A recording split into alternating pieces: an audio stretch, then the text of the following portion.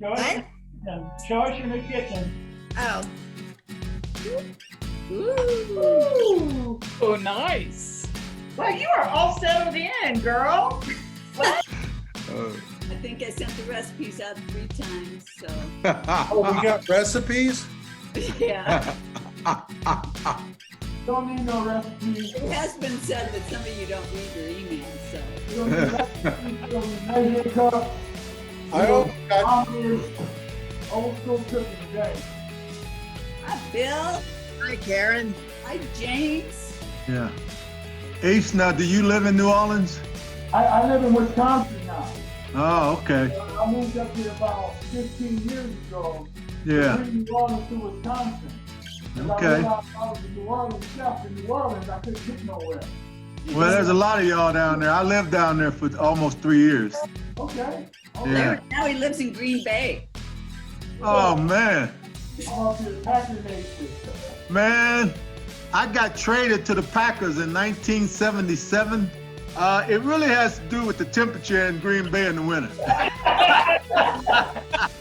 I suggested to the refs that we flip a coin, and whoever wins, wins, and we go home. What you said, Ron? It's too cold out here for this, man. Oh, So welcome to, well, this is my first VR on my own. I met Karen through Postville. She signed up for my bread pudding class and enjoyed that and thought it would be a good time to share it with her friends. So for those of you that don't know me, my name's Ace Champion. I'm a native of Louisiana. I've been cooking for about 22 years, specialized in Cajun Creole. Culinary graduate 2012 from Fox Valley Tech. And then I realized at that point that the restaurants just weren't going to cut it out for me. So what I did is I actually worked at the nursing home for 1.5 years, and that's where I was able to grow my business, which is teaching cooking classes, not virtual. I just started this 2 months ago. And then I was able to drop down from part-time and then casual call, and I've been self-employed now for about 7 years now. I'm a 20-time award winner. The bread pudding that you guys had the last time was an award-winning dish. And then I have my TV cooking show, which we're on about 150 channels. We're national in Canada, the Caribbeans. We're even moving into Africa and other third world countries too as well. So I'll make sure to share my links with Karen. But you guys can always look me up at chefchampion.com. I have tons of videos. I was featured on the Today Show just last week with Al Roker Rokathon. So we were able to win the Guinness Book of World Records. So that was my 20th award. And that was a blessing right there. So my passion is cooking. So I'm going to show you guys a couple of these recipes. Some techniques are non-traditional. That's because if you can imagine, people say, well, how is your cooking style? If you can imagine, I cook like my grandma, but only I went to culinary arts school. So I still cook old school. I still have all the roots, but I'm going to be adding a couple tips and techniques. So we're going to be cooking this together from start to finish. If you have any questions, get my attention. We'll stop what we're doing. We'll make sure everyone's on the same page. So make sure you ask plenty of questions. And everyone's cooking tonight, right? Is everyone cooking tonight, or is anyone just watching? Oh, we're cooking. All right. New Orleans is actually a blend of South African, Indian, French, and Spanish, all infusing together. So if you wonder why the food's so good down there, there's 4 different cultures that they're actually using. So that's what pretty much I'm going to be teaching you. The jambalaya is going to be a little different. And I've learned this after I went to college. I learned that vegetables should be al dente, meaning they should have a crunch, nothing soggy. So we're actually going to be cooking this jambalaya in sections. And that way we can cook the rice perfect, we can cook the veggies perfect, the sausage perfect, and then we're going to blend it all together for a nice crunchy jambalaya. So the first thing that's first, I hope everyone should have all their ingredients all out, all ready to go. If you don't, please raise your hand so we can talk about you later after class without being prepared. No, everyone's good to go. All right, so the first thing is a little bit non-traditional. Normally when you cook rice, we're gonna get the rice going first. We were cooking in a pot. We're actually gonna cook this in a skillet. So grab you, if you're cooking, I don't know how many bags of rice you guys are cooking. Yeah, that's perfect. Is that Estelle, am I saying that right? Yes, he did. All right, I love it. The reason why we're cooking in a skillet is so that the rice can all kind of cook without cooking on top of each other. You ever had that pot of rice where it's good all the way up to the bottom and then the whole bottom is all gummy and overcooked because it's cooking on top of each other. So if we want to grab on it and then grab some oil, like some olive oil would work great. Need sugar? What do you say?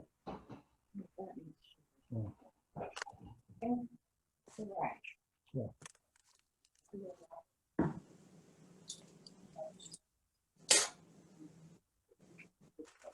Now your skillet, does it can it be cast iron or does it matter? It shouldn't matter. You just cooking rice. Yeah. Right. So cast iron will work. Because we're not going to put a lid on it. We're just going to let it cook by itself. So if you just want to add in probably just like a couple of teaspoons of oil, I'll show you guys. Just about that much. That's about all you need. Was that oil or wine? This is oil. We ain't to the wine yet, Laurent. All right, all right.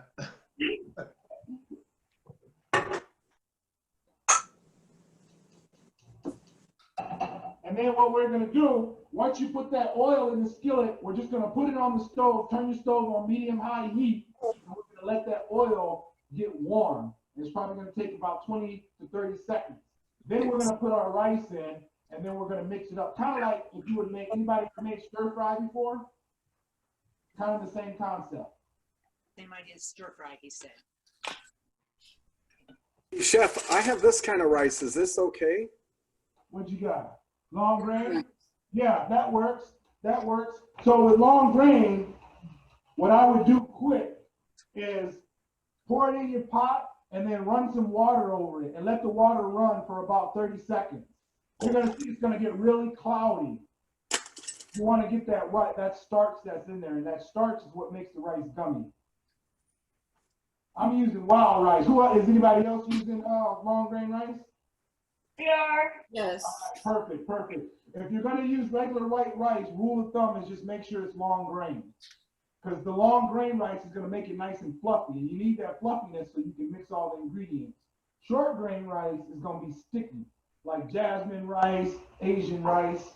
So just run your rice under the water just a little bit. That would be gluten. Sticky rice. Now that I got my oil nice and hot, we're gonna go ahead and add the rice. I'm just doing a cup of rice right to our skillet. And then using a whisk, everyone should have a wire whisk, just like this.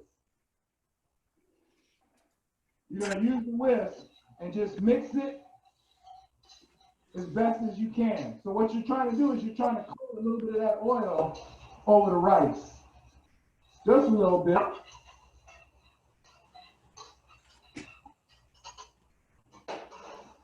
And then on the recipe, did I tell you guys to use fresh tomatoes or canned tomatoes? We have both. We have both. You have both, okay. It said a small can, and it also said Roma tomato. Yeah, you can use the Roma tomatoes at the end as a garnish, but as of right now, just take that small can and you dump that in your rice.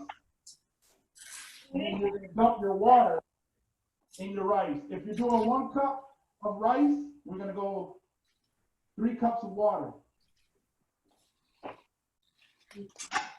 The tomatoes in there? We're gonna put that water right into the skillet. Somebody have a question? Yeah, was that tomatoes you poured in there? Yeah, I poured the tomatoes in first. Okay. I have, this is a 14-ounce can. You really only need about 10 ounces if you're just doing Okay. one recipe. So not quite the full can. Not quite the full can of 14. So you poured in the diced tomatoes? Yeah, with the juices, and then now I just poured in my my water. And that's about 2.5 cups? Yes, sir. Yes, sir. So we poured in now. Is there supposed to be garlic added at this point? Yeah, we're gonna, not yet, not yet. We're just doing the rice. We're gonna do the garlic and the peppers and all that separate. Okay. All right. Once you Water now. get all your liquid in the rice, take your whisk and give it a nice mix. Everything's really good. And then everyone should have some Cajun seasoning, correct? All 3 cups of water now? Yeah, all the water in there, yep. So with you, Kim, did you add in all the water yet? Yep. Okay, so if you're, the rule of thumb at the end, we're gonna taste it. And if it seems like maybe you added a little bit too much water, we can always stop the cooking process. We can always bring it. So there's never, we just want to make sure we catch the rice before it's overcooked. That's where the problem comes in. So everyone should have their Cajun season. Now I don't know if Karen sent you the link. Now I know every chef in the world swears that their Cajun season is the best. The only one you should believe is me. This is my Cajun season right here. You can find that on my website. I don't know, did I send you that link, Karen? Yeah, you did. Okay, yeah, so Karen has the link if anyone wants to buy it, it's all natural. If not, rule of thumb, when you're getting the Cajun season, try and get it from where it's from. Once you're done with the rice, put your rice on the stove on a medium-high heat. Once it comes to a boil, we're gonna drop it down to about a medium. Were we supposed to add the spice? Are we adding our spice now? Yeah, that's what I got so caught up trying to promote my season, I forgot to add the seasoning. Add the So seasoning. go ahead and add in about a tablespoon, maybe a little bit less than a tablespoon of the Cajun season right to the rice. Right. Everyone should have, so as of now, everyone should have their rice on the stove with their can of tomatoes and their water and their Cajun seasoning. Steve and Debbie, your camera shot looks like a TV show. Right, thank you. That's how it's supposed to be. Yeah, I'm a TV show host. I'm trying to give you my experience. Well, my husband did my kitchen, so you can get him to come do it for you. Be Oh nice. yeah, whose kitchen? Mine. Oh yeah? I can't see it. It's pretty dark back there. Okay, and he says when it's boiling, then turn it down to medium. Awesome. Yeah, once you come to a boil, we're just gonna turn it down. So then now that's on the stove, that's going. Now we're gonna start I call this your jambalaya mix. So this is your sausage. You should have your bell pepper. Everyone should have an onion, and we should have some garlic and a little bit of celery. If someone doesn't have that, let me know. And if for some reason you don't have one of these ingredients, you'll be fine. It's not the end of the world. So right now, everyone should go ahead and get out your cutting board and your kitchen knife. And when I say knife, I know I'm gonna get somebody's gonna be in trouble. This is the knife that I want you to grab, the 8-inch chef knife. Not the little bitty knife my mom always uses. You guys know what I'm talking about? Yeah. Talking about you, Kim. I saw that. It's a real knife. It's a big knife. Big knife. Yeah, you got it, Estelle. That's the knife. Steve, the knife, Steve. I want to make sure everyone's got the right knife. You good, Mike? Oh, I'm sorry. Here's my Oh, knife. no, you're good. All right, awesome. Okay, so anybody know what this is? Yep, that's a steel. That's a skill. So if your knife isn't sharp, this is what's going to bring it back. If it's dull, you need to get them professionally sharpened. So how you do it is you just start at about a 45-degree angle, and you're going to pull away and go up, and you're going to go underneath it and do the same. And for anybody that needs their knives professionally sharpened, my next door neighbor does that. So just let me Oh, there know. you go. Where do you live, Mike? Colorado Springs. I'm jealous. You get the springs. So nice. They call me every year and offer to come sharpen them. Is everybody from Colorado? Yeah, We had somebody, different part. The Wyoming Wyoming? person couldn't make it. Oh, okay, awesome. So remember, once your rice comes to a boil, we're gonna turn that down to a medium. So the first thing that we're gonna do is we'll go ahead and get our sausage sauteed. So if you wanna grab your skillet, I'm just using a regular 10-inch nonstick skillet. don't know yet. Usually little. So you're gonna have another skillet for the Everyone sausage? should have- I don't know if you guys all able to get andouille sausage? Yes. Okay, awesome, awesome. If for some reason, yeah, you're good, Karen, that's perfect. If for some reason, you can't find andouille sausage, Polish sausage works great. Yeah, you're good, Estelle. That's the good stuff. Awesome. So I'm gonna show you how to cut this sausage on, they call it a bias cut, so at an angle. Because if I cut the sausage on a round length like this, what's gonna happen is as it wants to cook, I literally have to flip each sausage in order to get it seared on both sides. So what I'm gonna do is if you wanna get your sausage, just cut that in half. And whenever you're cutting, you're always gonna go on a rocking motion. So you're always pushing down and you're always pushing forward, just like so. You never wanna go straight down. That's your motion. So we're gonna take that piece of sausage and we're gonna cut that long ways in half, just like so, so that you have 2 pieces of sausage, just like that. Kind of like when you make your breakfast sausage in the morning. And then I'm gonna turn the sausage slightly at an angle, and it's almost like I'm gonna slice it long ways, but I'm gonna turn it at an angle. And this way I end up with sausage like this. So this way, as it's cooking and I'm sauteing it, it's gonna get a good sear on both sides. So just grab your sausage and then just slice it so you get those long, beautiful slices. And you can go ahead and turn your stove on medium-high heat right now as you're putting that sausage in there. My skillet is starting to get full already. Is my skillet too small? LaRon, you need another skillet now. Okay. So you got your one skillet with your rice. That's done. Don't put anything else in there. Let Right. that cook until it's done. Now grab you another skillet so you can make the mixture. So do we have oil in that second Yeah, skillet? you gotta work today, brother. Yes, Estelle. Do we have oil in the skillet with the sausage? You don't need any oil for the sausage because the sausage, Okay. you get a little oil. I just have it in the skillet just like so. Karen, Yes. you want to show me what knife you're using? Okay, so I'm going to show you quick how to hold it. Your 3 fingers, when you're holding the chef knife, your 3 fingers are underneath the handle like this. Okay. Finger is on the blade. Make sure you're up and not down here because you don't want to cut yourself. And then on the back side, your thumb's on the blade. Okay. Like that. That's how you hold the knife. It's gonna feel real awkward until you get used to it. And then once you get used to it, then it's just gonna be like second nature.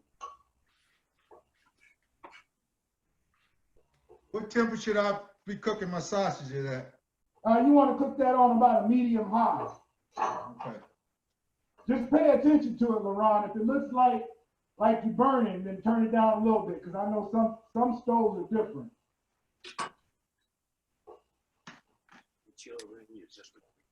But no oil, is that right? No oil, no oil.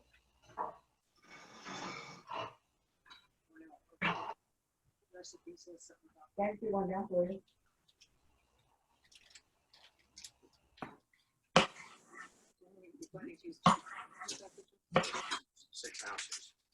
That'll be 6 down.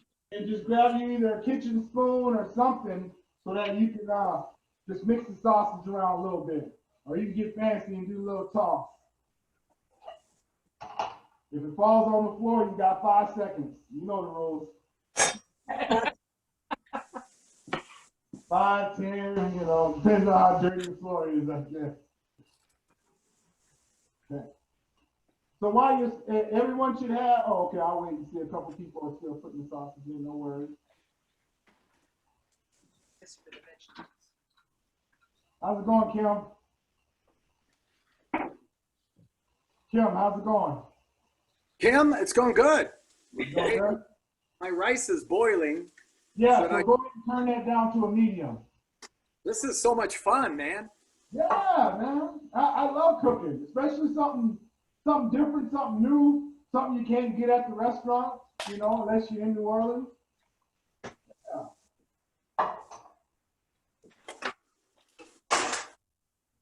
And then when the sausage is starting to cook, make sure you taste a little bit, because I know y'all hungry. Yeah.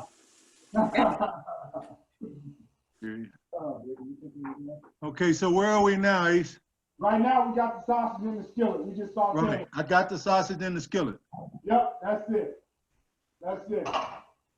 And that's almost done. It's only gonna take about 3 minutes. Because if we put the vegetables, everything in the sausage, all that moisture from the vegetables is gonna mix in with the sausage. Then I'm not gonna be able to get that nice sear that I'm trying to get. How's it going, James? I see James in the house. All right, all right. And make sure you taste that sausage. Mmm. That's good stuff.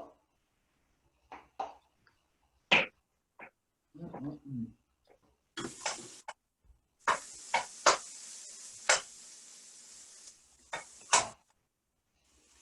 Now, once the sausage is done, go ahead and turn your stove off and grab you just a sheet pan, like a sheet baking pan. I'm just using this. I'll get a sheet pan so I can. Baking pan. Or a baking dish. A baking dish. What are we gonna do with that? I don't know. I'm trying to tell you what he's saying in case you can't hear him. I appreciate that. Yeah, grab you a 9x13 baking dish, just like so. Yep. And we're gonna take that sausage and pour that right into the baking dish, just like that. We're gonna put it to the side and forget about it. Uh-oh. We can act like we didn't hear that. There we go. All right. Sorry about all the noise. I'm okay. All right. So now we got our sausage and our bacon dish. We're gonna go ahead and start putting together the vegetables. So we're gonna go ahead and grab our bell pepper. I'm using the red one and the green one, just the color. If you just got a green one, that works fine. If you just got a red one, that works fine too as well. Are we doing chicken also later, or? Did the recipe have chicken in it? Yeah, it had Yeah. sausage and chicken. Okay. I thought you needed the sausage one. So as of now, everyone, I'll give you a visual quick. So if you want to grab your chicken breast. And I'm gonna make it easy on you. Preheat your oven to 350. And then we're gonna put that chicken breast. Preheating it already. Yeah, we're just gonna bake it at 350. It should take about 15 minutes. If you have a chicken breast where it's really thick in the front, just take your fist. I use my fist, so you can use a mallet, and pound it down so that you have an even chicken breast. And this will help you so that you don't have half your chicken breast done and the other half. So I'll let you guys do that. Did you get that, LaRon? Wait, we're putting that in that pan with the sausage? No, we're not in the pan with the sausage. Just get a small separate pan. Oh, okay. Yep, a pan just big enough for the chicken. You don't need a big pan, just a small pan. You don't need a big pan for the chicken, just big enough for the chicken.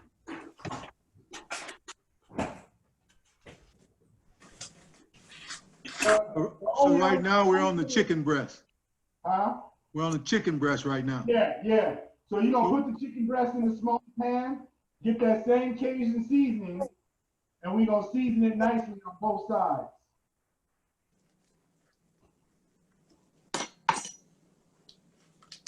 And then we're gonna put that in the oven. Go ahead and make sure your oven's preheated at 350.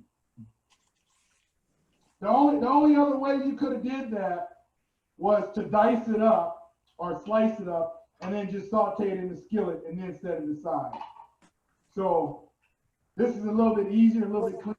That way you don't get your cutting board all full of chicken juice. I didn't board for I veggies. see some cocktails going on over there.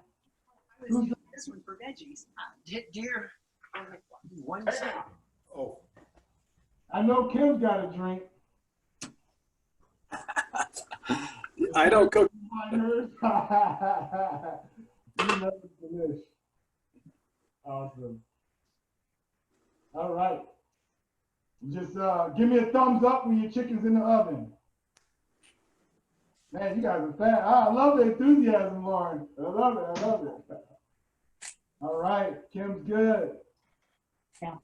How you doing, Will?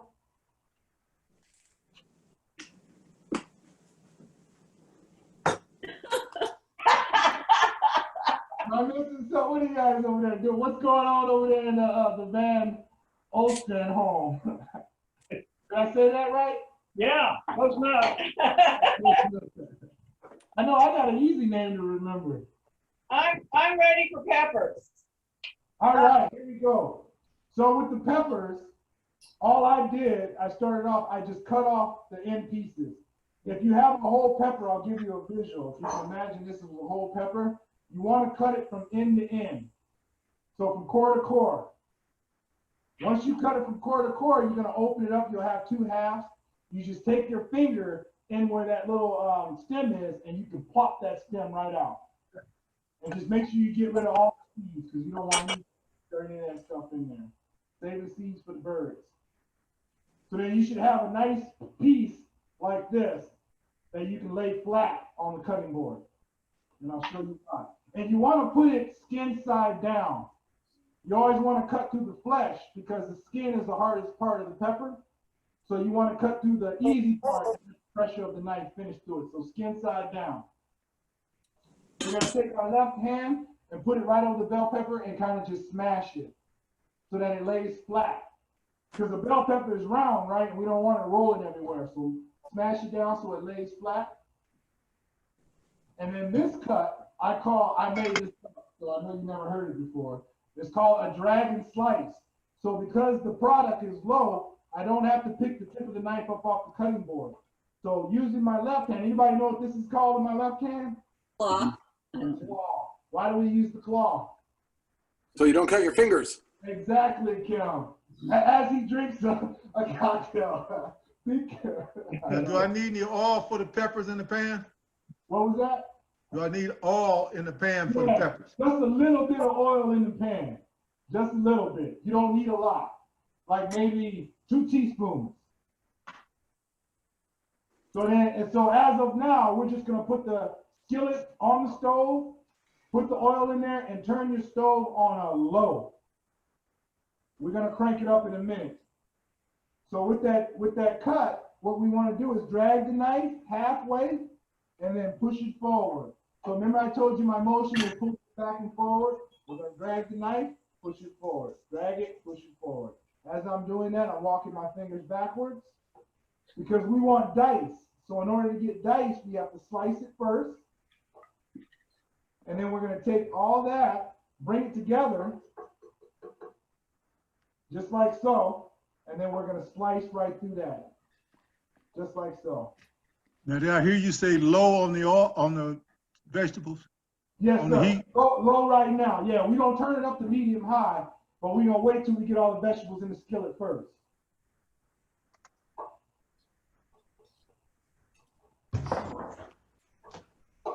And then one little quick trick that I learned.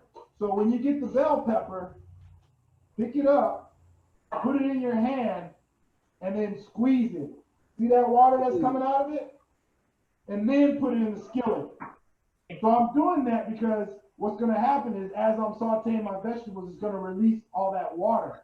And it's going to be hard to get that like saute. It's going to almost make it like, it's going to want to steam it. And we don't want to do that. We want a nice saute. Same thing. What kind of move is that? Is that your touchdown move? I see everything, Lord. So, Once you get on the bell pepper, just drag and slice just like so. That's your motion.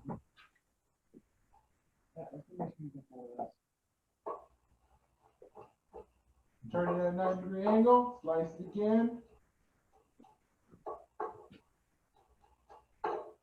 Drag it down. All right.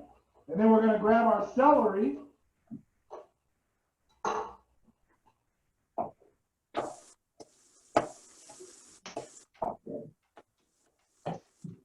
Grab our celery, and I'm going to cut that on an angle just like I did the sausage. Because if I cut it just like this, I'm going to end up with this little teeny small piece that's going to evaporate. But if I turn it at an angle and I slice up it, I end up getting these nice long stir-fry pieces, which is going to look excellent in your dish. You don't have to squeeze that because they don't retain as much water as peppers.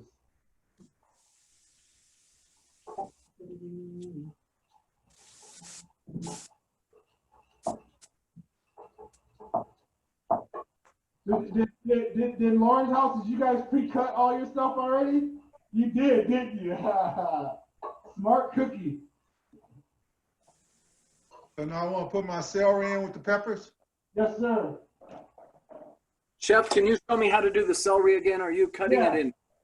So you're going to take your celery stalk, you're going to put it forward, parallel, and you're going to slightly turn it. Probably to about, I guess that would be 11 o'clock. And then you're going to slice, and when you slice, act like you're slicing long ways, but slice on that angle, just like so, so that you end up with nice long strips. Okay. You understand that? Yep. Awesome. So now it's time to see who's going to be a crybaby and who's not. Well, we know Lauren and them ain't going to cry because they already cried behind the scenes and cut all theirs up. So you want to grab your onion, and I'll show you a really easy way to cut the onion. Are you using a white or a purple onion? Either one works. I think the recipe said purple. So, but either one works. Either a purple onion or a sweet onion are my go-to onions. Okay.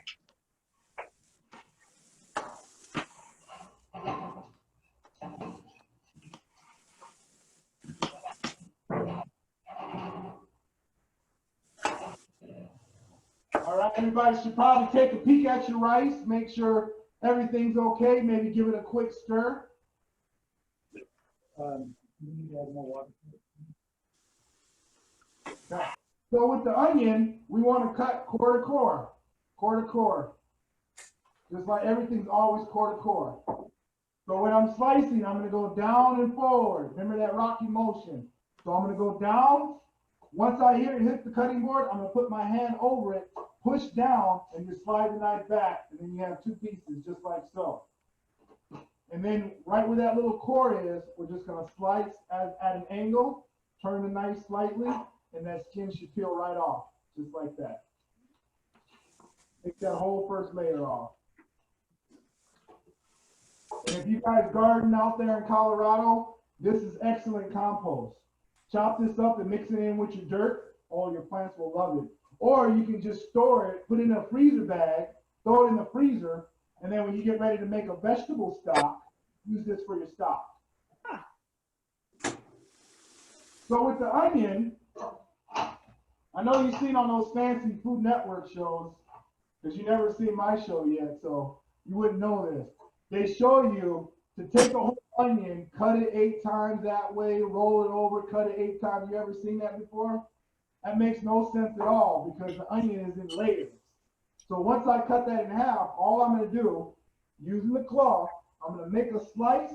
Once I dig a little bit into the flesh, I'm literally just going to push the knife down. But I want to leave a little bit of the onion still intact. I don't want to slice all the way through. Because if I slice all the way through, I'm going to be doing this. You ever seen somebody do this when you're cutting? Oh, somebody's coming in. James is trying to get in. Vicky. My wife is home, so thought I'd get a James in the house. They made it.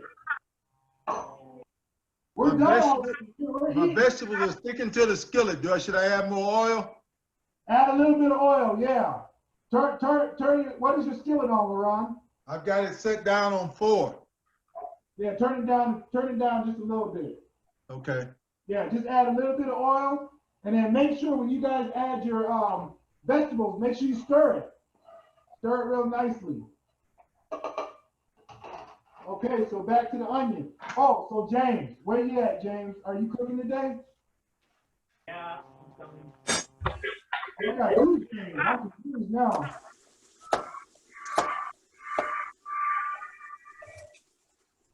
So have you started He's yet? there twice. So there he goes. Oh, did he just Out of leave? here. He decided it was too much for him. All right, so with the onion, we're gonna keep going over about 1/4 of an inch, and we're gonna keep slicing, making sure we slice through the front end. And we're just gonna keep going down, just like so. And I don't need this whole half of onion. I'm probably gonna use 3/4 of it. So just like everything else, you slice it first, turn it at a 90-degree angle, and we're gonna slice it again. Using that rocking motion, slice right through it. And when it gets to where it's pretty close to your fingertip, just like that, fold it over. And then you have a little bit more room to work with. And that's gonna go right into your skillet. Good eating in here. A lot of fresh vegetables in here. It's gonna have you feeling real good. Real good. Either that or the wine you're drinking. One of them's gonna have you feeling good. So the last thing we're gonna add to that, now we can go ahead and turn our stove up on medium-high heat. Now we want to saute. We're gonna take our Cajun seasoning and we're gonna get a nice light seasoning. I'll show you how much I'm doing. That's it. Just nice light one. Because we're seasoning the rice. Now we're seasoning the vegetable. The sausage is already full of seasoning, and that way everything tastes really good. So with the garlic, what you can do is you just cut the edge off, cut the little end pieces off. You're gonna put your hand over it and lightly smash it. Don't smash it all the way. Lightly hit it. And this should allow the skin to just fall right off. I'll show you again, one more.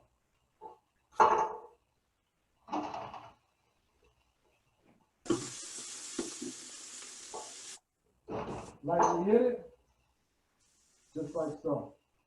And just like the onion, we want to slice, but this one you can slice all the way through, turn it, slice it again, and then rough chop it. It just starts smelling pretty good in that house right now. If it doesn't, you're doing something wrong. And we're gonna add that garlic in now. You see how I add it? When I added in what takes the longest first. And then I work my way backwards. So we pour the vegetables over the sausage. Yeah, and then mix them up. Make them as one. So you should have vegetables and sausage in the skillet. Just like that. And then we're gonna take our rice and put that right with that. So now we should have everything all married back in together. My rice is pretty watery. Is that okay? And how does it taste? Is it done? It's really quite watery. Mine too. Mine too. It might not be done yet. Taste a little bit of it. See if it's done.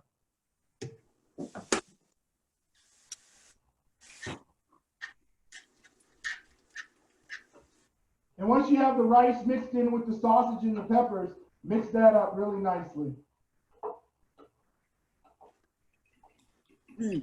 My rice isn't done. Okay. Mine either. And it might not be. Mine. I used wild rice, so it cooked a little bit faster.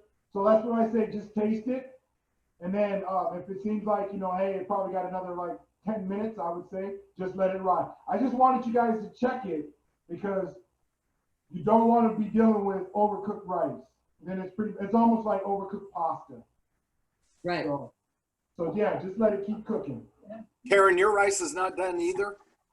No, Nope, it's crunchy. Okay. Yeah. Yes. We want the vegetables crunchy, not the rice. That's not good. But I'm gonna put mine to the side.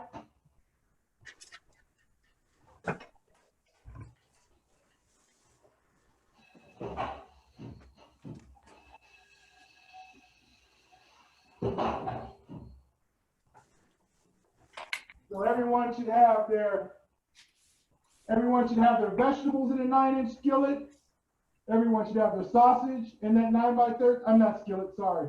The 9x13 pan. You should have everything in there but your rice if your rice isn't done yet. Now, what about the tomatoes that we sliced up? Oh, you can go ahead and add that right to your rice mixture. Add that Okay. right into it. Yeah.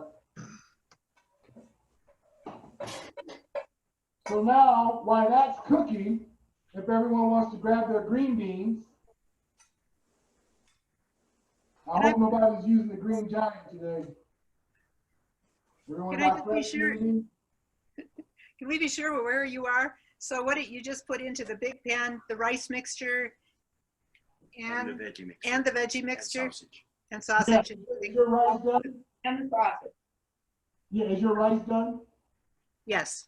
Okay, yeah, so everything's going in that 9-inch baking dish. So I have my sausage, I have my peppers, and I also have my rice. Mix it all up together. Because traditionally in Louisiana, they would put it all in a pot, and then they would bake it as a pilaf for 45 minutes. Well, we know if you bake vegetables for 45 minutes in the oven, it's dead. There's no color to it, it's no crunch to it. But here you can still see the green. And when you taste the celery, it should still have a crunch. How about the chicken? Chicken should be done in about 10 minutes. Oh, okay. I'm sorry. But once the chicken's done, all we're gonna do is shred that up or cube it up and mix that in with the rice. Oh, in with the rice, not with the vegetables? With rice and the vegetables. Okay, just Yeah, mix it up with everything else. One Okay. big happy marriage is what it's gonna end up. Okay. So then everyone should have their green beans out. Got my green beans. All right. So very important that you cut the little ends off. That's all I do for cleaning. My grandma used to peel them. I'm like, yeah, grandma, no one has 5 hours to be sitting there pulling green beans. So I just snip the edges off and just like so, and that's good. And then you can go ahead and get your butter. Everyone should have butter. And for this, I'm actually using garlic out of the jar. Anybody have any jar garlic? No. Okay, fresh garlic? Okay, so you can go ahead and I would cut up at least two cloves of that garlic. The reason why for this, and you can apply this to a future meal, is the garlic in the jar holds up on higher temperatures. So if I'm sauteing something on like 400 plus degrees, if I'm roasting something up in like 400, I use the garlic in the jar. Versus if you use the fresh garlic and you get it up to, you risk it burning. But the fresh garlic will work too as well. So if you use the fresh garlic, go ahead and chop up 2 cloves. And then if you have a handy assistant in there with you, have the other one snip the edges off the green beans.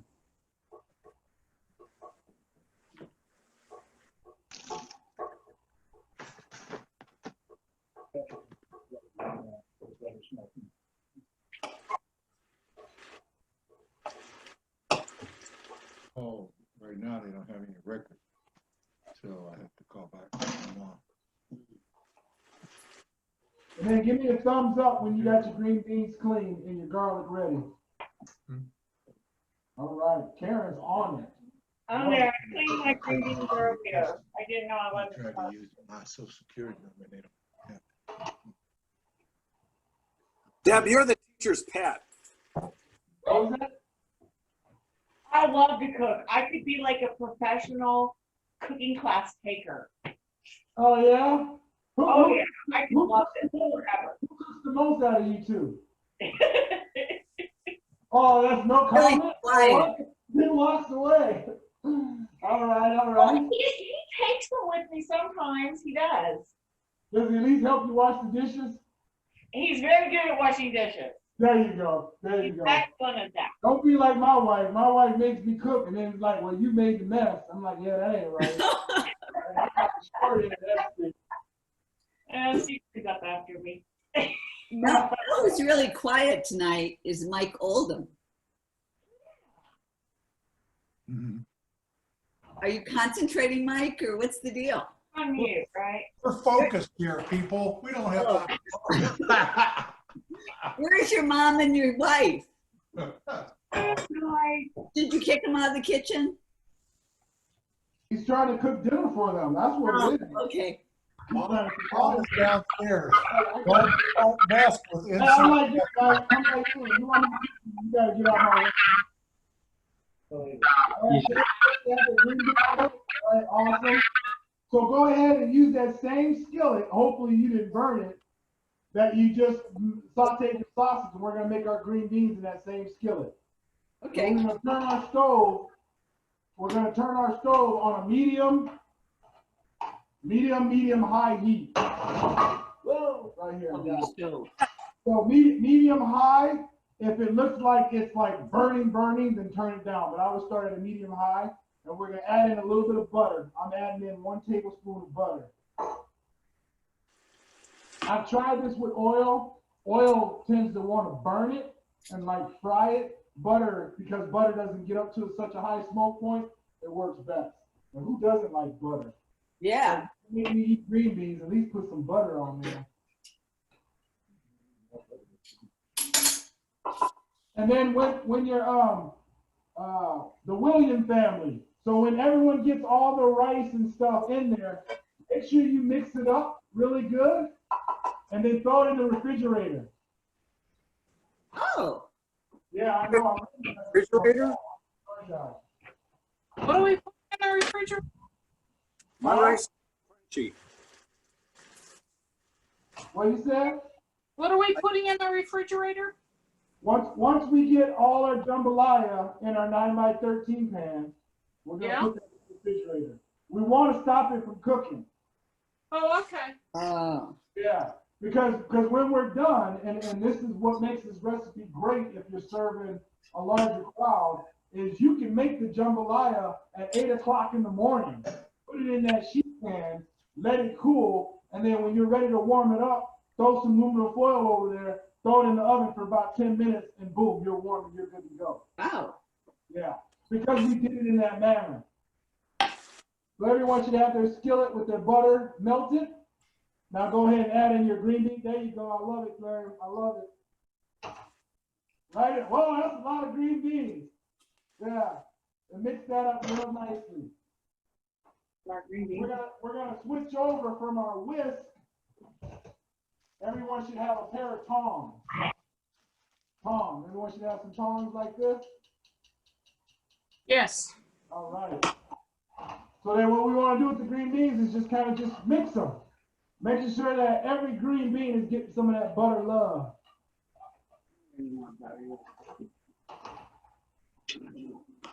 And we're going to take our Cajun seasoning and give it one nice pass.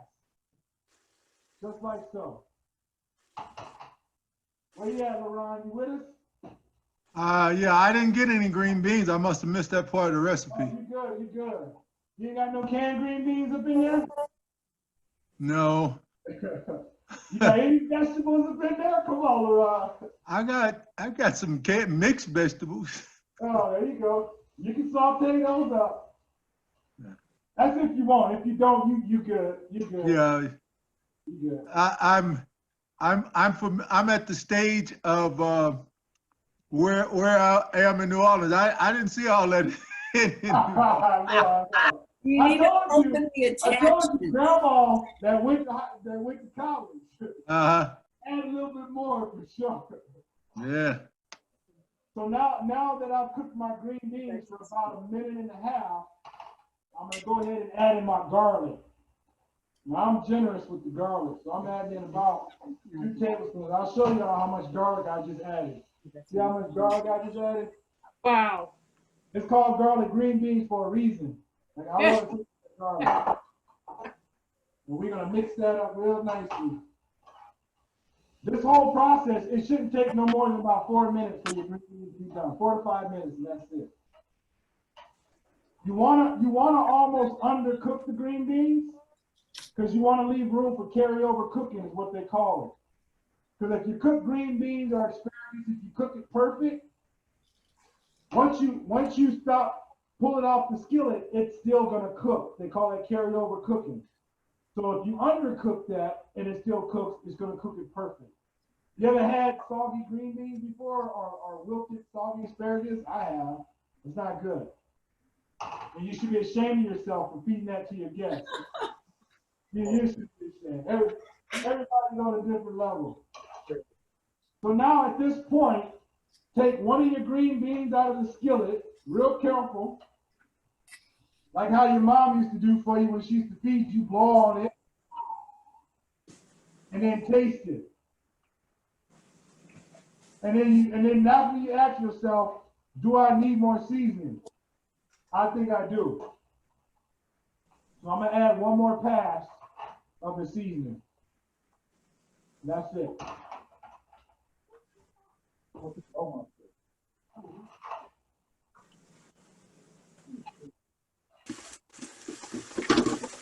These are pretty much done. They should look like that.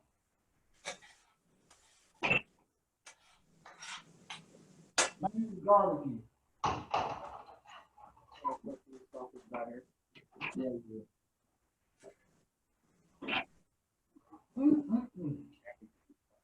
That's good eating. So now your green beans should be done. So if you either want to just leave them in the same skillet and then push them to the back of the stove, when we get ready to eat them, we can just heat them up again. But the green beans are just the same concept as the jambalaya. You can get up at 8 o'clock in the morning, knock the green beans out as long as you undercook them. Put them on a baking sheet pan, let them cool off completely, wrap them with saran wrap, and then when you get ready to serve it, say your guest is coming at 6, throw them in the oven at 540, and 10 minutes later they'll warm back up. Because we're slightly undercooking them, we can reheat them later.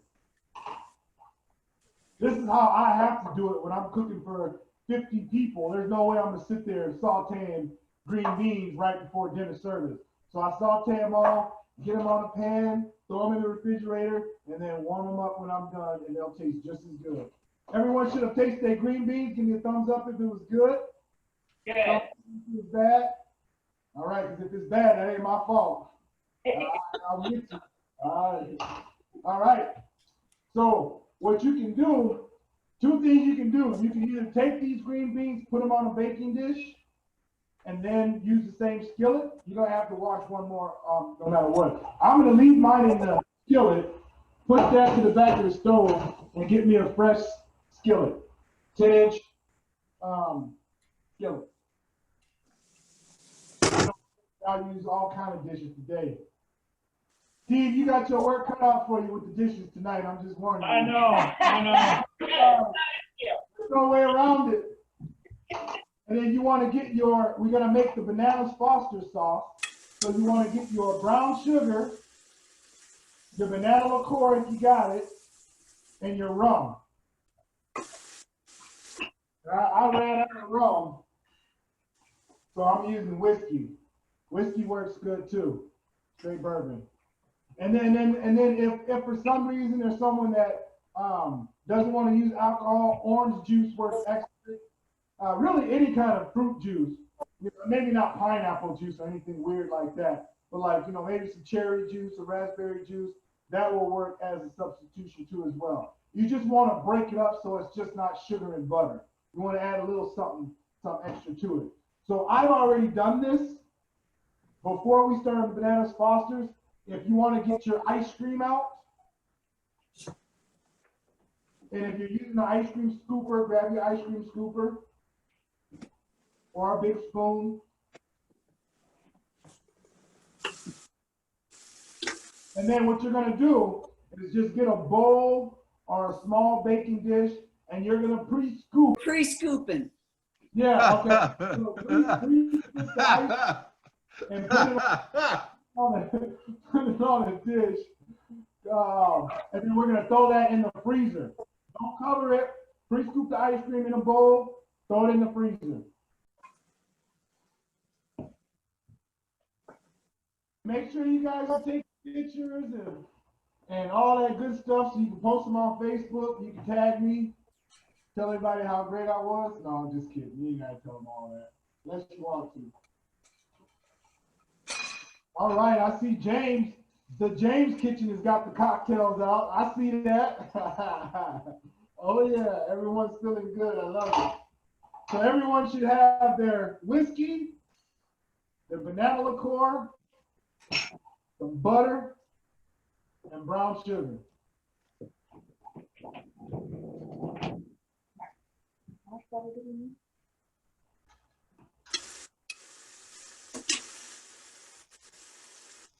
So in your skillet, we're not going to turn it on the stove yet. Is William over there trying to flambe already? It's all good. So we're going to put about a cup. I don't know if you guys are following the recipes there, but I can walk you through it. You're going to put about a cup of the brown sugar into the skillet. So 1 cup.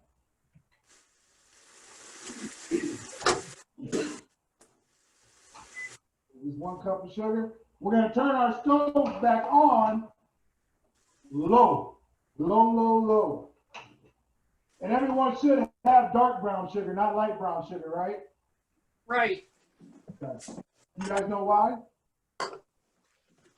No. Take a guess. More flavor? Huh? I don't know. More flavor. The light brown sugar is biracial, and the dark brown sugar is gosh. Do you say 1 cup of sugar or question? It's the molasses. The dark brown sugar has 5.5% molasses, and light only has about 2.5. So the more molasses, the more sticky and the more caramelized it's gonna get. And we want it to be nice, because basically what we're making is a rum infused caramel. And that's pretty much what we're making. So once we get the brown sugar in the skillet, we're just gonna mix it around a little bit. We're just Question. Yes, ma'am. How much dark brown sugar would you use? About a little less than a cup. A little less than a cup. Yep.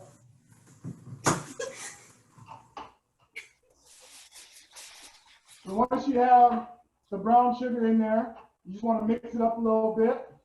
And then we're going to add, did everybody get banana liqueur or no? Perfect. Now we're going to add in about 2 teaspoons of banana liqueur. I missed the part about whiskey. Did you have whiskey involved? We didn't add the whiskey in yet. Right now we just got a skillet. We got about 1 cup of brown sugar, and we just put in about 2 teaspoons of banana liqueur. No whiskey. No whiskey yet. I know, Kim, you're waiting on that, aren't you? That's the best part, I'm telling you. So we're just gonna mix that up. It's gonna look real clumpy, but we're just gonna mix the banana liqueur up with that. Now, traditionally in New Orleans, this is another one of those I took what my grandma gave me and I put my college education on it. In Louisiana, 99% of the recipes will have you put the butter in first. Then they put the sugar in, then they put the bananas in, then they flambe it and cook it even longer. And 2 things that happen. 1, when you put butter and you cook it too long, what happens? It burns, it foams, it does all types of funky things. And 2, if you put bananas in and you cook it too long, now you're looking at baby food. Rum infused baby food, and we don't want that. I don't know, some of the baby foods are pretty tasty if you've ever, I'm a dad that used to eat baby food, so now that you have this nice clump of mess right here, now Kim, now we can grab, yeah, there you go, perfect. Now you can grab your liquor. I'm grabbing my bourbon. We're gonna pull the skillet away from the stove. I'm gonna bring this up here and show you right up close and personal. We're gonna turn the stove on high. pull the skillet away from the stove, like I'm doing, and add in about a quarter cup of that liquor. And then we're just gonna put that right over the stove for about 20 seconds until you see it start to boil. What is the liquor you're using? Is that the rum? Yeah, I put in the rum. Yep. I ran out of rum, Kim. I drank whoa, there you go. So you're supposed to just tilt it into the skillet, like almost like you're pouring it into the flame, but don't pour it in the flame, just lightly tilt it. Or be like William. William grabbed a grill lighter, and then you should get a nice little fire, just like so. You got a nice little mix. Anybody know what they call that? Flambe. Flambe. You know what the purpose of a flambe? Burn out the alcohol. Strictly for show. It's to look cool. That's all. I'm telling you. So now we're going to turn our stove on a medium.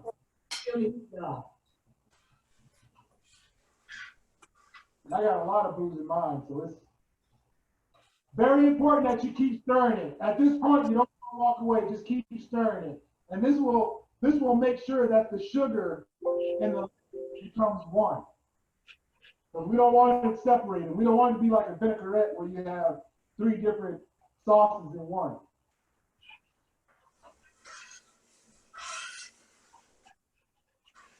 Just give it a nice stir, make sure all those sugars are mixed in. So at this point, if you look into the skillet, you should see it foaming. It should look like foam. You should see it foaming.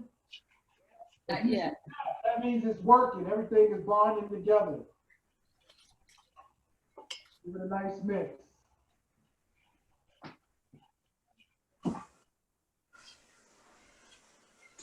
If you have an assistant, have your assistant check your chicken. See how your chicken looks in the oven.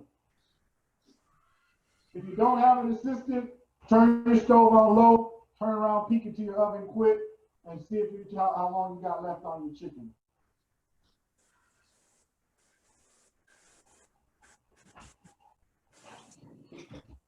I lost my willing assistant. Turns out she had a ABW state board meeting at 7 that she totally forgot until someone called her and said, "You're not on the meeting." Put it all down. That happens. It does, it does. So now, at this point, I'm going to start off by adding just a half a stick of butter. You should look like this. You see how I'm foaming? Yeah. That's what you should look like. Everybody look like that? Give me a thumbs up. No. No. Okay. Not yet. If you don't look like that, let it keep cooking. So if you do look like that, go ahead and add in your half a stick of butter. I love it. Butter. No margarine. You might as well dump oil if you're going to use margarine. I'm from Wisconsin. We got the best dairy. Or California would say different, but I think we got the best dairy in the country. Once we put that stick of butter in there, we're just going to just slowly just let it melt right into that caramel, just like so. This banana sauce is right here. You go to New Orleans, you go to a restaurant, how they do, they bring the to the table, they flambe it right in front of you, pour it over your ice cream, everybody's all, ooh, oh. Then they charge you $18 for something that costs you about, yeah, it's about $2 for this dish, and they get you. Yeah, they get you for that. Yeah, just let that butter mix in real nicely.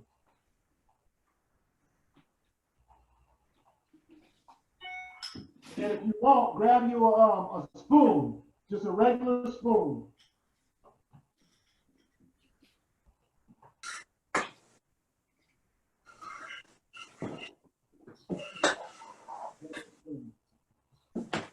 Where you at, Lauren? I don't do butter, man. Huh?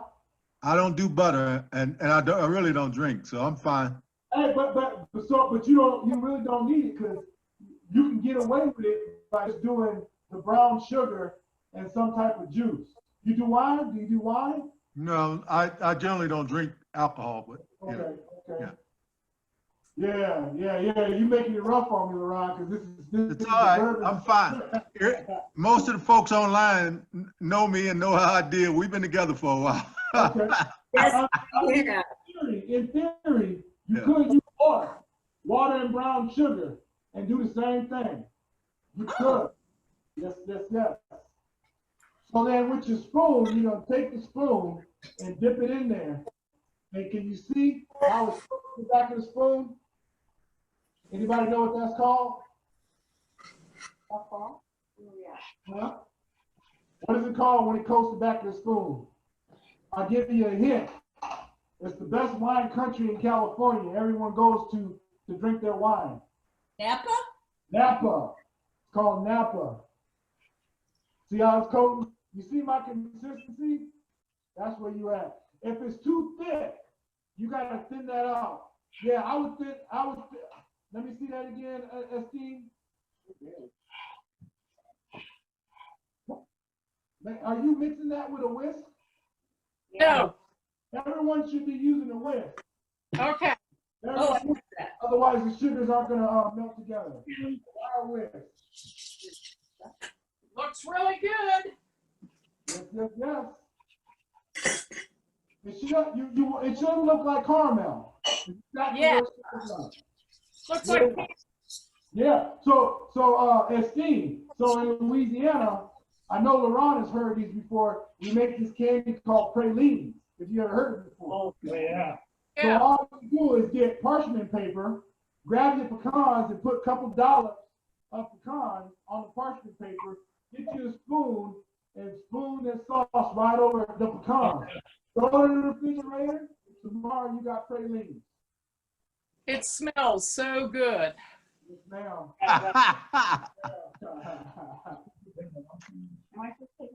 So what you can do at this point, and you can do this as Esteline too, get you a little bit, blow on it like Mama used to do, and taste it.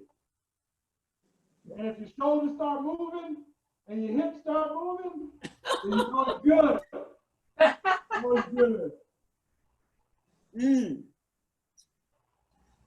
Oh gosh. Good stuff, huh? Delicious. Hey, this ain't no Smucker's caramel. This is the real deal right here. So that's what your sauce should look like, just like that.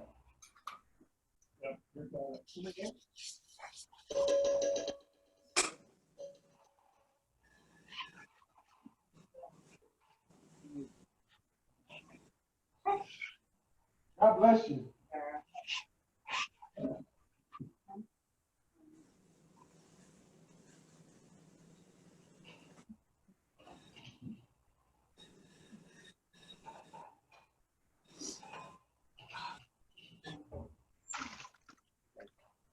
So then, now I know you guys probably get ready to eat. Your chicken should be done. So go ahead and check your chicken. I would say pull it out unless you guys got one of them. I know sometimes we get some of the big homemade fed chickens where the breast weighs like 1.5 pounds. Yeah, I don't know if y'all get those down there. We get them down here in Wisconsin sometimes. Ridiculous.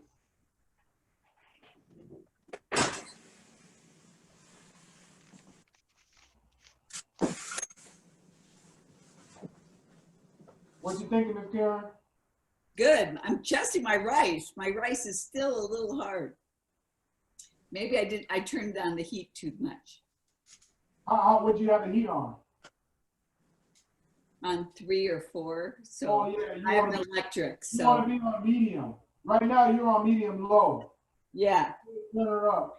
it's almost there. Almost. You want like a light simmer. That's good though that you're catching it like that, because what most people do is they cook it and then they cook it to perfection, to like it's done, and then they leave it on the stove, and it's still cooking in that hot. That's why I got it out the pan right away and put it on a baking dish. Pan. So Yeah. it stops cooking. Unless I'm ready to eat it right away, but we in the class, so we wanted to stop. The flavor's really good though. Flavor's really good.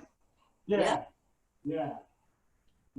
And that's, we call jambalaya junk. Like, so if you have leftover pork chops the day before. Yeah, yeah, Leftover chicken or leftover yeah. mix. Make the rice mixture, dice that Yeah. up, throw that in jambalaya. You know what I'm talking about, Ron. I do. Somebody ought to say amen. Amen, Doc. Amen. Amen. Yeah, we do that with gumbo too. Yes, sir. I made gumbo out of some leftover ribs the other day. I threw those ribs in there and let it fall right off the bone and flavor it. Yeah. Yeah. It ain't got to be sausage and chicken. I had a dear friend for greater part of 40 years who was a Louisiana chef. Oh, wow. And he taught me how to make gumbo.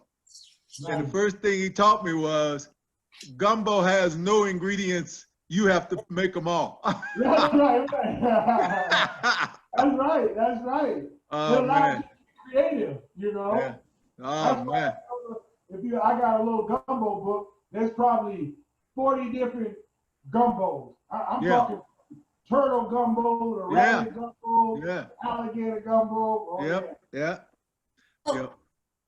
I've had Laren's gumbo and it's great. Yeah. Oh, yeah. Nice. Nice. I missed something. When did I cut the banana up and put it in the We sauce? didn't do that yet. Oh, okay. I thought, That's fine. okay, I made this sauce, but I, No, you're fine. I'll show you quick. We'll grab your banana, and I'll show you how to cut that. so the cooking part was done, the cutting the Cooking banana part's done. wasn't done. You always Okay. want to put the banana in last. Like I said, traditional Louisiana, they put the banana in, then they flambe it, then they cook it.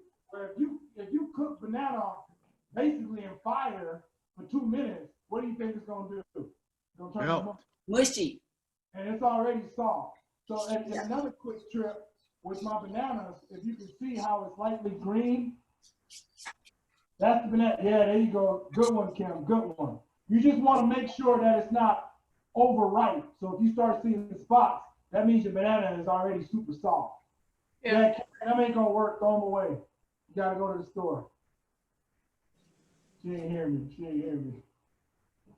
She's like, I ain't throwing nothing away. Banana. Everybody know the proper way to open up a banana? Through the bottom. From the You're doing it right, Steve. You're doing it, Steve. Watch me, Steve. This is how the monkeys do it. This is how the is done right. So turn it upside down. Take the edge, pinch it as hard as you can, squeeze it until it splits, and then it should peel right out, just like that, and then open right up. Banana come right out. That way you don't have all them strings and you don't break your banana. See how hard that is? Pinch it. Just feel it, just like so. Open it right. Then another Louisiana twist that I do. Traditionally in Louisiana, they would cut slices. Where if you cut slices, then that's gonna make them cook faster. So what all you're gonna do is take that banana, cut it directly in half down the middle, and then cut that half long ways, just like that, so that you have 4 long pieces. Then we're gonna put that into our sauce mix.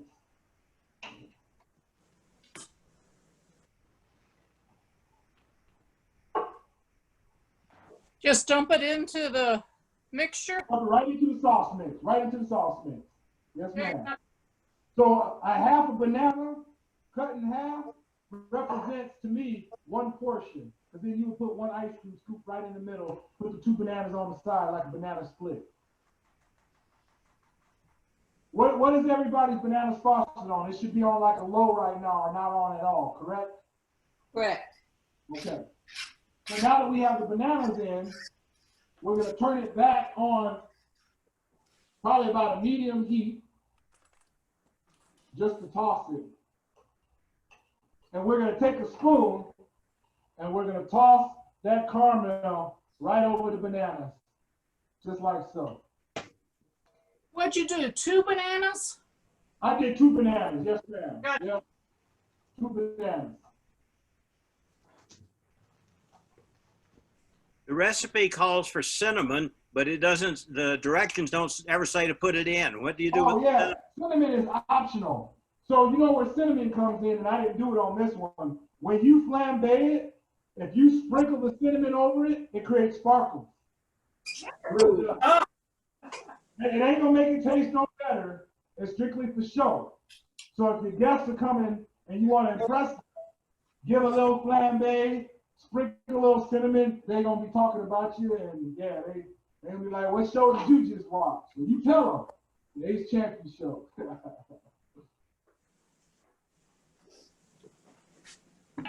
So I'll go ahead and what I'll do is I'll plate up. You guys don't have to do it now if you're not ready to eat the ice cream, but I'll plate it up so you see how it's supposed to look. Not now. Lauren, did you taste your bananas, Foster's? No, I didn't make the mix. You didn't make the mix. No, I didn't Did make everybody else taste it? Yeah. Yeah, All good? all good. I don't see you dancing, Lauren. You was dancing earlier. Oh, that's the dance, the bob. That's how you dance these days. I'll take that. I'm telling you, you're supposed to make you dance. Back in making the syrup there, how do you get the butter to incorporate into it rather than just floating on top? Bill wants to You know. keep mixing it in. What do you have your stove on right now?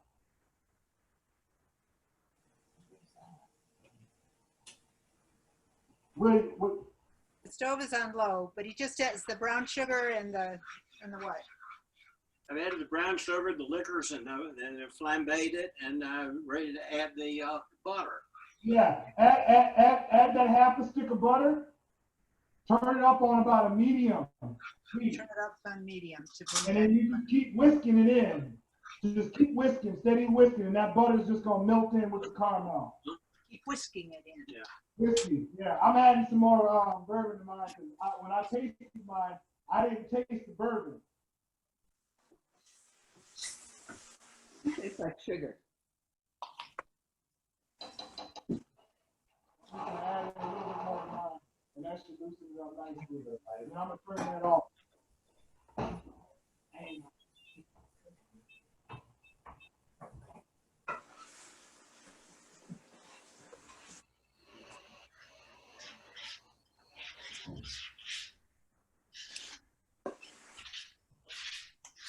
And then, if your chicken is done, go ahead and bring it to the cutting board, and you can either dice it, or I can show you how to shred it.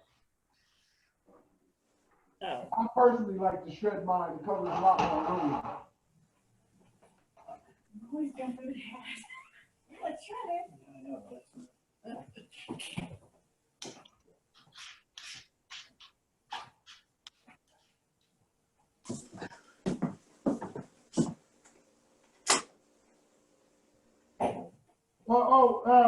William and Company, what are you putting in that skillet? I can't hear you. He's on mute. You're on mute. We were just putting the bananas in. We had to start over on the sauce. Okay, so you always want to put the bananas in last. That's where we're at. Okay, so you already got the sauce made already? Yes. The sauce is finished and the butter is incorporated. Okay. You want to take a spoon for me and just run it on the spoon so I can see what it looks like?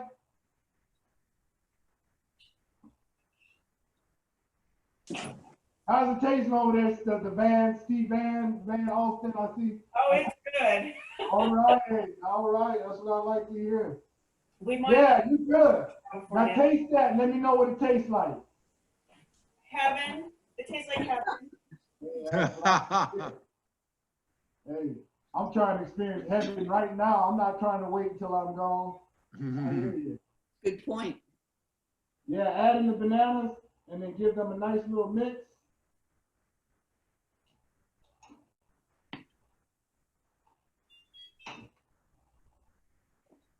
Man, I was like, what's crunchy? I just tasted mine. I must have got a couple of pieces of that raw rice mixed into my thing. So if y'all did that, then what does it taste like, William?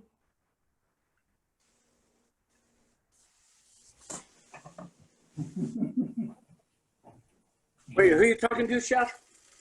I'm talking to William. Tastes like Bananas Foster. Huh? What he said? It tastes like Bananas Foster. That's what I'm talking Tastes about. great. Hey, that means you done good. Tastes like heaven. I like it, Kim. That's what I'm talking I know so too. That sauce doesn't just have to go over ice cream. You can pour that over French toast. You can pour that over pancakes. You can pour that over like baked walnut bread. I mean, you can go on and on. Whatever caramel would be good with, this would be good with. So now I'm gonna grab my ice cream out of the freezer and show you what I'm talking about. Yum. And normally I've been using vanilla bean ice cream for the last 100 years, but for some reason I decided to splurge a little bit, so I actually got moose traps. Ooh. I know, I don't know how it's gonna taste, so this is the first.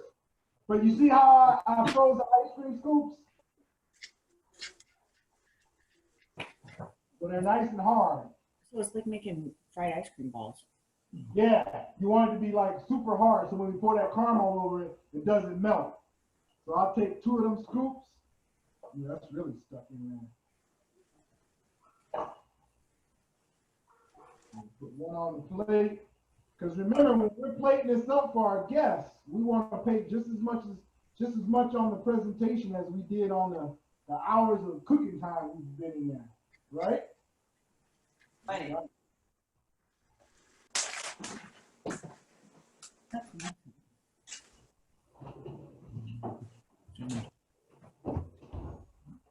Okay. So then I'm gonna take a couple of them bananas. Put that right on the side. Just like so.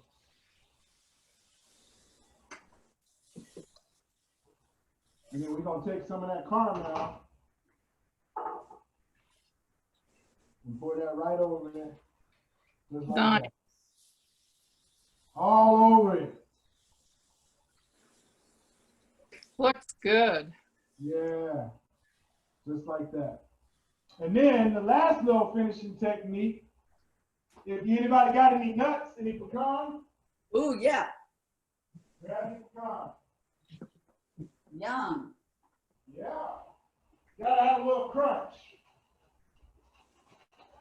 Pecans, walnuts, that all that good stuff works.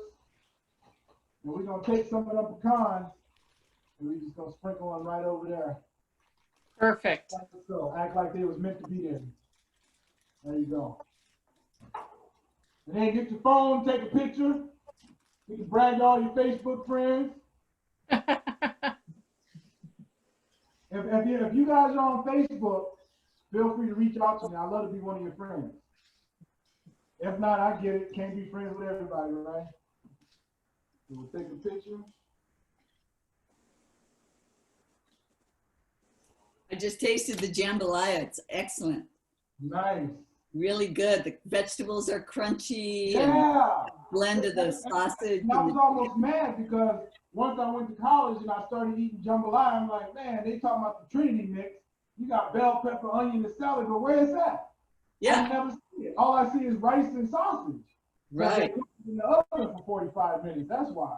So you see why I make them all. I can cook everything perfect and then marry it together. It's great. I can't do that when I do it in the oven. And I'll show you my that's my pick. That's great. Ooh, wow. Yeah, yours gonna look like that too. It will. Except I'm eating as I go. So You gotta eat as you go. my first picture always has like a big spoonful, you know. Hey, that ain't as bad. I saw this one cooking show where he literally he burnt the pork chop. Then he went over and tried to wash it off in the sink. He's doing this during the cooking show. Then when I went and took the plate, he ate like 4 bites out of the pork chop. That's a little ridiculous right there. Yeah, yeah. So I think we should eat the bananas Foster first and then You gotta eat the banana sausages first. Yeah, you have to. We ain't kids anymore. You know, mama telling us what we can't do. Come on, You're man. You have to. Eat dessert first. I love it. You want to see it. It looks like. Mike, do you want to have some banana Foster? Yep. So whenever I serve jambalaya, I always serve it in a bowl. So make you a nice big bowl. You can either mix your green beans in it or you can put your green beans on the side. Or you can put it on a plate and put your jambalaya and your green beans on the side too as well. Either way, it's gonna be good. Okay, here's mine. Oh snap. Lovely. Estelle done put her foot in that. I thought we were in Louisiana. Make sure you take a picture. Okay. Karen, you want to show me yours? What, my what? Jambalaya. Oh, it's in the pan. Did you put your chicken in? Oh yeah. Yeah. Big chunks of stuff. Oh yeah. All right, Lauren, stop trying to hide it from me. Let me see it. Let me see it. You can't hide it. Come on. Everybody's waiting. Everyone wants to see. They've been talking all night long. We're reheating it on low right now. Oh, okay. Because it was cold. Yeah, it's cold. But that's great. Taste it when it's cold. If it's good when it's cold. I did it before. It's pretty good. It looks good. It smells real good. Can I see the jambalaya, Kim? Hey, I missed the thing about the chicken. What am I doing with the chicken? So the chicken, you can either dice it up into little cubes and then add that right into your jambalaya. I'm not sure you can see it, but I did some New Orleans freelancing here. All right. Hold it up just a little. Up a little higher. Oh yeah. Tilt it just a little bit. I don't want to tilt it too far because I don't want to spill nothing. Oh, okay, I see it. Yeah. Yes, indeed. Yeah, you got it. Some of my knowledge came to the surface. Yeah, it did. Yeah, it did. I like it. When are you going to share that, Laren? All right, James, you up? Where you say, Karen? When are you going to share it with us? I hope I get to share some with you. He said, he hopes. We'll see after. Yeah, it's all gone. He said, "Oh, these other people found out I made it, and I had to slip away." Yeah, that's what happens. Most men try to keep it a secret because they can cook. Because they figure if the word gets out, then they stuck in the kitchen. Yeah. That's all right though. All right, James, you up? I want to see it.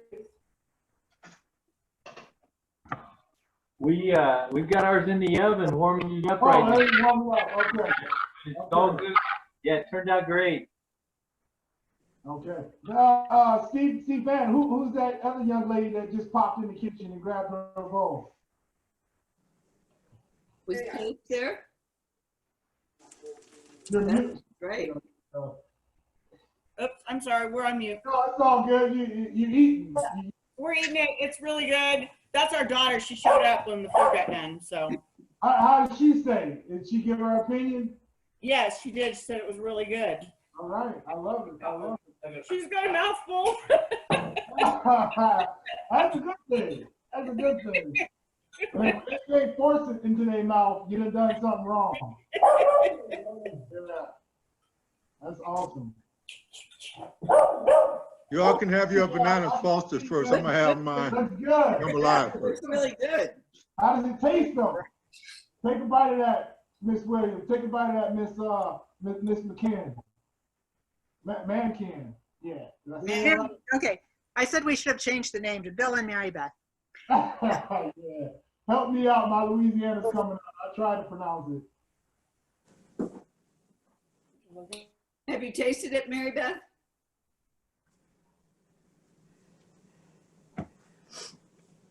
No.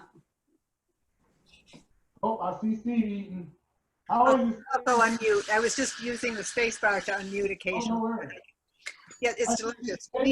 Ours isn't heated though either. We need to reheat it now. Oh, okay.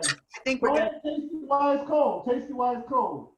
Oh, well, I've been nibbling a little bit. Oh, okay. So you already know. You already know. Sausage is good. That's good. This is really good, my brother. Thank you, brother. Thank you. I got a whole lot more of that. If y'all get a chance, check out my menu my website, chefchampion.com. I got a full menu on there. I got about 30 different entrees, 30 desserts. I mean, you name it. I mean, last night I had a Zoom class. The other night we made New Orleans shrimp etouffee. The other night we made chicken marsala. Yeah, we did a raspberry cream pie with a white chocolate rum sauce. Yeah, we did. Oh my goodness. Yeah. So what I'm trying to say is we need to schedule this more often. I've got my hint. And y'all in the comfort of your own home, right? Yeah. Yeah. Food's cheaper, liquor is definitely cheaper, and you ain't gotta go nowhere. That's the best part about it. Here's our bananas, Foster. You can't see it. Oops, it's not on there. It's blank. Oh, Are you gonna turn the screen on? Oh, I can see it. Oh, we almost got it. Oh. Whoa, that looks good. Nice. Nice. Wow. I like the bowl too. Get creative. I like that. Perfect. Are y'all? Has everybody eaten dessert before they did? What did you ask? If you're eating the banana sausage before the jambalaya. No, we probably won't eat it before the jambalaya. Okay. Well, we know Karen was. I saw her already. Yeah, I did. So now is the time if anyone has any questions. I'm rice next time. This rice did not work very well. It's still kind of, is it still a little crunchy? Yeah, just a little bit, but the flavor is great. Okay, so check this out. So if you cool it off, put it in the refrigerator, let it cool off, then put some saran wrap over it. When you reheat it, like everyone else is reheating, it should finish cooking. Oh. Yeah. So actually having undercooked is an advantage if you're going to reheat it later on down the road. Because if you cook it all the way, every time you reheat it, you're just going to end up overcooking it, right? Really, the trick is when you use long grain rice, make sure you wash and just keep washing it till it almost turns clear. You want to get all that starch out of that. Because white rice, that's why I like to use wild rice, because it doesn't have all that starch in it. Or if you've ever heard of basmati rice, excellent long grain rice. You don't even have to wash it.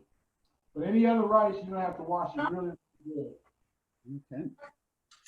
See, do you planned it for reheating? What was that, Karen? I just thought Kim was planning ahead for reheating it. Yeah. He's thinking of his lunch for tomorrow. Yeah, exactly. There you go. What temperature do you serve the jambalaya at? Do you serve it at room temperature or hot? Oh, you want it hot. Yeah, you want it hot. Yeah, I mean, you can eat it cold. I mean, it's still pretty good, but I mean, you want to serve it to your guests as if they were coming to your restaurant. I have guests that are here now waiting for this, so. Oh, buddy. Yeah. So what I would do, Kim, mix all your ingredients together, put it in a 9x13 baking pan, throw some aluminum foil on it, and then throw it in your oven for about 10 minutes, and you should be good to go. Okay. So eat dessert first while it's reheating. Serve them dessert first. Yeah, they'll like that. All right, Laura's in the house. Oh, that looks great. Beautiful. Wow. Yes. Well done. Yay. I know. That's the happy dance. I love it. My stove is a mess. Oh, it's supposed to. Oh, yeah. He was in there cooking for real, Kim. Me too. That's what it's supposed to look like when you cook. Yeah. Kitchen squeaky clean, you ain't cooked. You got boxes and throw it in the oven, and that's not real cooking. Okay, I'm gonna go eat this. Okay. Y'all go eat. I don't see any questions because everyone nailed it, right? And everyone's jambalaya came great. Give yourself a hand clap. Y'all did that. Awesomeness. Yeah. Like I said, Karen has all my information. I know we got another thing coming up next month. but my website is chefchampion.com. If you forget that, just Google Ace Champion. I'm 10 pages deep into Google. I'm all over Google. And look, Lauren, they're ready to eat now. Just eat on. So yeah, thank you. Ask them. We'll make sure we schedule this again. But other than that, bon appetit. Happy eating. Enjoy the food. Thank you. Thank you, sir. Thank you. Take care. Bye, everybody. Good to see everybody. Uh,